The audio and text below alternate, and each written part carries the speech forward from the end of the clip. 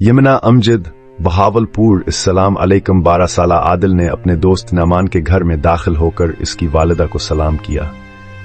वालेकुम अस्सलाम, नामान की अम्मी ने जवाब दिया। नामान किधर है खाला? ऊपर परिंदों के पास है, जाओ ऊपर हिचले जाओ, उन्होंने जवाब दिया। जी अच्छा कहकर वहां ऊपर चला गया। बहुत अच्छे मौका पर आए हो आदिल, देखो मैंने चिड़ियों का आनिया जोड़ा लिया। नामान ने आदिल को देखते ही कहा। नामान को परिंदे पालने का बहुत शौक था, इसके पास अब सारे परिंदे थे, जबकि आदिल का ख्याल था कि परिंदों को कैद करना मुनासिब नहीं है। कितना प्यारा है ना, नामान ने फख्र से बताया।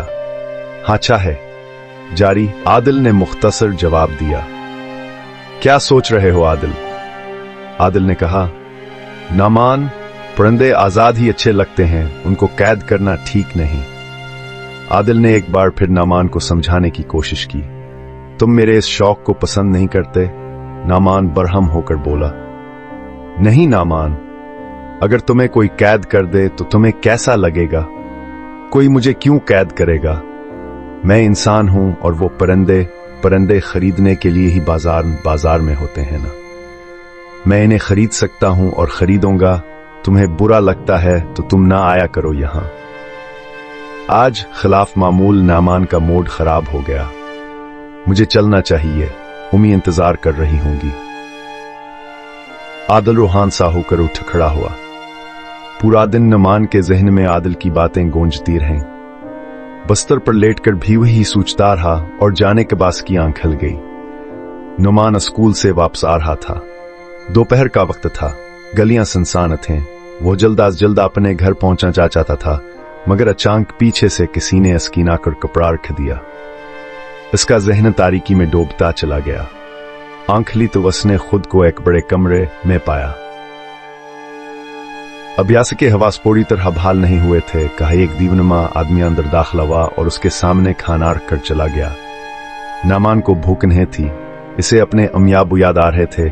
इसने रोना शुरू कर दिया और रोता ही चला गया। नामान बेटा क्या हुआ?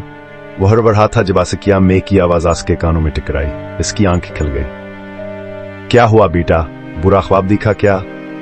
जी मैं किसी की कैद में था। कैद? ऊहो, उसके जहन में एक झमाका सा हुआ।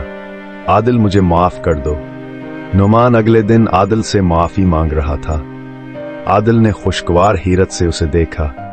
ऐसी क्या बात हो गई नुमान? आओ तुम्हें एक चीज दिखानी है। नुमाना से खींचता हुआ अपने घर कीच पर ले आया। आदिल ने देखा इस कीच पर पड़े तमाम पंजरे खाली थे। इसे बेहद हैरत हुई। सारे परिंदे कहां गए? इसने हैरान होकर पूछा।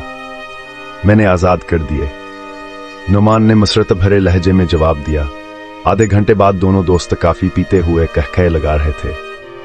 नुमान, जो बात में तुम्हें एक अरसे में नहीं समझा सका, वह बात तुम्हें एक ख्वाब ने समझा दी।